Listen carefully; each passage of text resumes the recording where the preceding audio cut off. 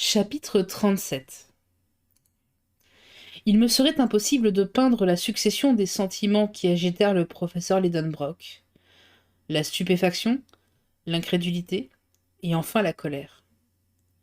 Jamais je ne vis un homme si décontenancé d'abord, si irrité ensuite.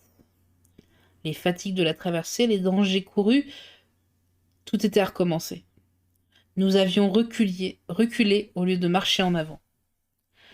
Mais mon oncle reprit rapidement le dessus. Ah, la fatalité me joue de pareils tours, s'écria-t-il. Les éléments conspirent contre moi.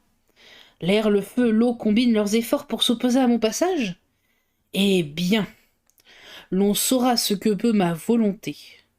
Je ne céderai pas, je ne reculerai pas d'une ligne, et nous verrons qui l'emportera, de l'homme ou de la nature. Debout sur le rocher, irrité, menaçant, Otto Lidenbrock, pareil au farouche Ajax, semblait défier Dieu. Mais je jugeais à propos d'intervenir et de mettre un frein à cette fougue insensée. Écoutez-moi, lui dis-je d'un ton ferme. Il y a une limite à toute ambition ici-bas. Il ne faut pas lutter contre l'impossible. Nous sommes mal équipés pour un voyage sur mer. 500 lieues ne se font pas sur un mauvais assemblage de poutres avec une couverture pour voile, un bâton pour guise de mât et contre les vents déchaînés. Nous ne pouvons gouverner, nous sommes les jouets des tempêtes, et c'est agir en fou que tenter une seconde fois cette impossible traversée. De ces raisons toutes irréfutables, je pus dérouler la série pendant 10 minutes sans être interrompu. Mais cela vint uniquement de l'inattention du professeur, qui n'entendit pas un mot de mon argumentation. Au radeau s'écria-t-il. Telle fut sa réponse. J'eus beau faire supplier, m'emporter, je me heurtai à une volonté plus dure que le granit. Hans achevait en ce moment de réparer le radeau. On eût dit que cet être bizarre devinait les projets de mon oncle. Avec quelques morceaux de surtarbrandur, il avait consolidé l'embarcation. Une voile s'y élevait déjà et le vent jouait dans ses plis flottants. Le professeur dit quelques mots au guide, et aussitôt celui-ci d'embarquer les bagages et de tout disposer pour le départ. L'atmosphère était assez pure, le vent du nord-ouest tenait bon.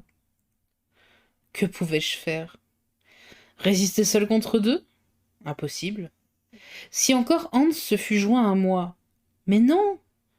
Il semblait que l'Islandais eût mis de côté toute volonté personnelle et fait vœu d'abnégation. Je ne pouvais rien obtenir d'un serviteur aussi inféodé à son maître. Il fallait marcher en avant. J'allais donc prendre place sur le radeau, à ma place accoutumée, quand mon oncle m'arrêta de la main. Nous ne partirons que demain, dit-il. Je fis le geste d'un homme résigné à tout. Je ne dois rien négliger, reprit-il. Et puisque la fatalité m'a poussé sur cette partie de la côte, je ne la quitterai pas sans l'avoir reconnue. Cette remarque sera comprise quand on saura que nous étions revenus au rivage nord, mais non pas à l'endroit même de notre premier départ. Port Graüben devait être situé plus à l'ouest. Rien de plus raisonnable dès lors que d'examiner avec soin les environs de ce nouvel atterrissage. Allons à la découverte, dis-je.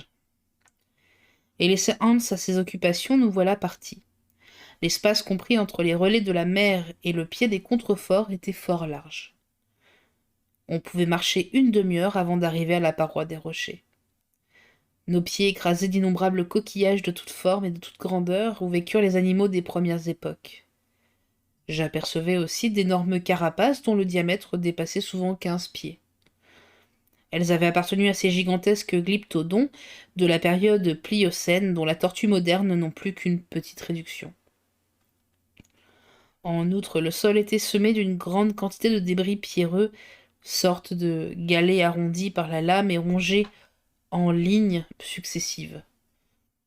Je fus donc conduit à faire cette remarque que la mer devait autrefois occuper cet espace.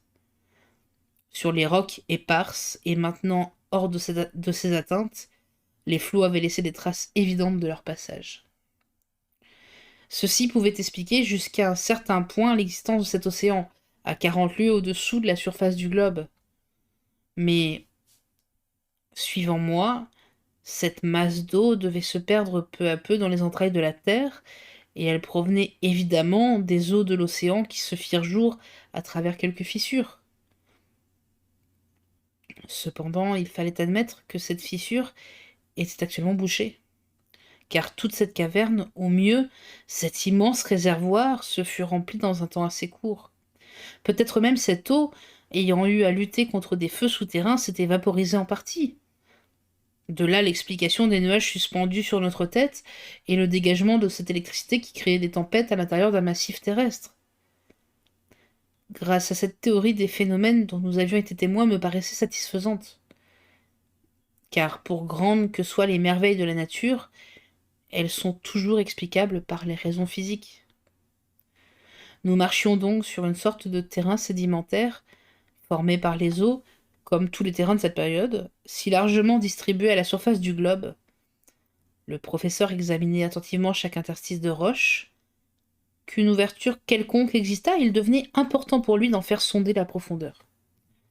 Pendant 1 mille, nous avions côtoyé le rivage de la mer Lidenbrock, quand le sol changea subitement d'aspect. Il paraissait bouleversé, convulsionné par un exhaussement violent des couches inférieures. En maint endroit, des enfoncements et des soulèvements attestaient une dislocation puissante du massif terrestre. Nous avancions difficilement sur ces cassures de granit mélangées de silex, de quartz et de dépôts alluvionnaires lorsqu'un champ, plus qu'un champ, une plaine d'ossements, apparut à nos regards. On eût dit un cimetière immense, où les générations de 20 siècles confondaient leur éternelle poussière. Des eaux extumescences de débris s'étageaient au loin, elles ondulaient jusqu'aux limites de l'horizon et s'y perdaient dans une brume fondante. Là, sur 3000 carrés, peut-être, s'accumulait toute la vie de l'histoire animale, à peine écrite dans les terrains trop récents du monde habité. Cependant, une impatiente curiosité nous entraînait, nos pieds écrasaient avec un bruit sec les restes de ces animaux antéhistoriques, et ces fossiles dont les muséums des grandes cités se disputent les rares et intéressants débris.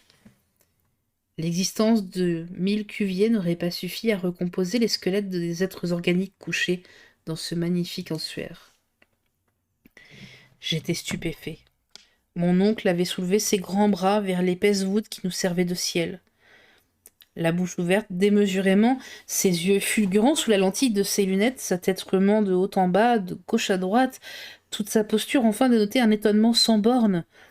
Il se trouvait devant une inappréciable collection de leptotherium, de méricotherium, de lopodium, d'anoplotherium, de mégatherium, de mastodontes, de protopithèques, de ptérodactyles, de tous les monstres antédiluviens entassés là pour sa satisfaction personnelle.